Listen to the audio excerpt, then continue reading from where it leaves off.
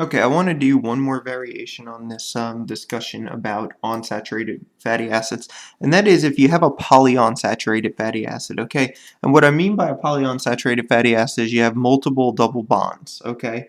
Multiple double bonds in the fatty acid, and you want to get rid of those double bonds. And this requires a little bit of a different approach from what we saw with the single monounsaturated fatty acid. But the point is pretty much the same, and the process is very similar, but there's a different enzyme and a couple of different parts that we have to talk about. So the first thing we notice here is we have some, fatty acid, and we have these double bonds at 9, 10, 12, and 13. Okay, carbons 9, 10, 12, and 13. So the process begins much the same as the monounsaturated case. 3 cycles of beta oxidation. Okay, and we know that each cycle of beta oxidation, so that removes, so it removes 2 carbons. Okay, so it removes 2 carbons. Each cycle removes 2 carbons, so we're going to lose a total of 6 carbons. Okay, so we're going to lose 6 carbons. And what that's basically going to do is that's going to create this situation here.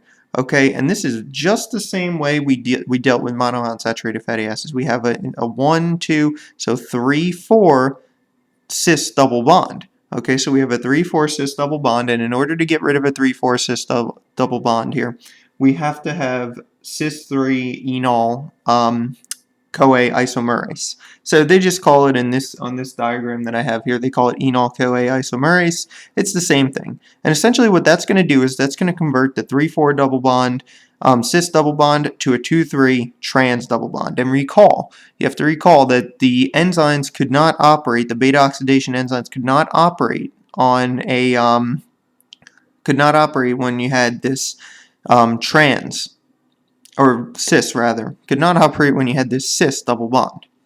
Okay, so you had to get this trans double bond in order to continue the process. So once you have this trans double bond here on 2,3, you go through another cycle of beta oxidation. Okay, so you're going to wind up with another cycle of beta oxidation, same thing, removal of 2 carbons. Okay, and then you end up with this. Okay, end up with this molecule here, where you have this double bond on carbons 4 and 5. Okay, so on carbons 4 and 5, we have a double bond.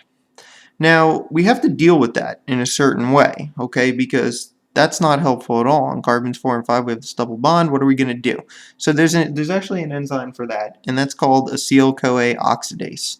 Okay, and this acyl-CoA oxidase is essentially going to introduce a 2,3 trans double bond, okay, along with the 4 or 5 cis double bond. Okay, so it's going to introduce this 2,3 double bond here. All right. And, again, recall that we can deal with that situation. But it's a little different in this case, because this is where the main difference in the process comes up. What's going to happen here is that what you have here is a conjugated double bond, okay? You have to recall from organic chemistry that this conjugated is alternating single and double bonds. But anyway, it's a conjugated double bond, and what happens is these molecules don't really like having these double bonds so close to each other.